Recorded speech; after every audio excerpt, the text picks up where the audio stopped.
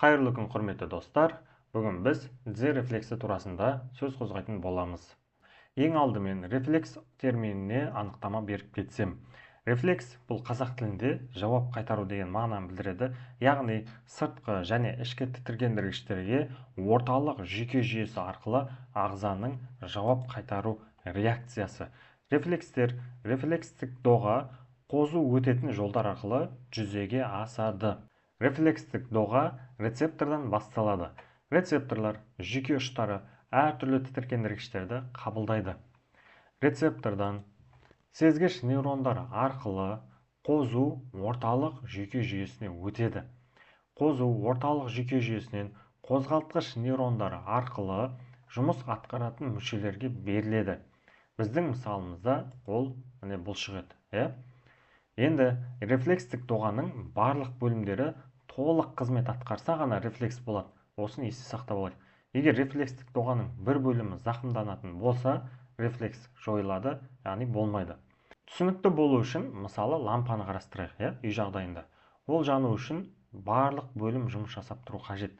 Ал қашан жанбайды? Демек, сым, батырма, лампаның өзі деген сияқты бөліктер істен шыққан кезде. Тура сол секілді рефлекстік доға 5 бөлімнен тұрады. Бірінші ол жүйке ұштары, яғни рецепторлар. Олар яғни қазақ тілінде рецептор бізде қабылдаймын деген мағынаны береді. Яғни бұлар нені қабылдайды? Рецепторлар әртүрлі тітіркендіргіштерді. Ыстық, суық, қышқыл, дыбыс және тағы басқа. Келесі, сезгіш нейрондар қозуды орталық жүйке жүйесіне өткізеді. Үшіншісі, жүйке орталығы, орталық жүйке жүйесі.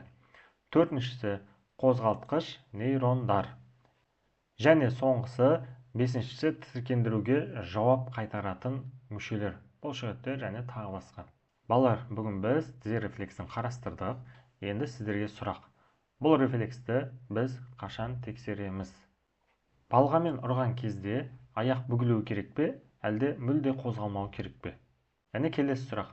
Аяқ жазылса, әлсіз қозғалса, мүлде қозғалмаса, немесе өте қатты секіріп кетсе, онда біз мына адамда деп бағалайтын нәтижені төменгі комментарий бөліміне жазып кетіңіздер және каналыма тіркеліп, лүпіл басуды ұмытпаңыздар.